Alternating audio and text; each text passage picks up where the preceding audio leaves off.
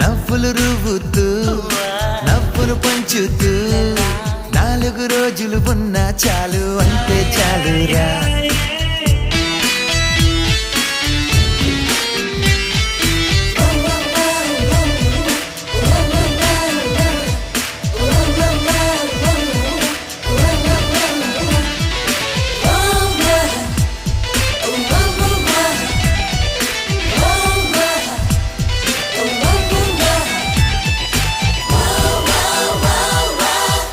పండుని పొందాలి అంతా ఆనందం అందిన వెంటనే పంచాలి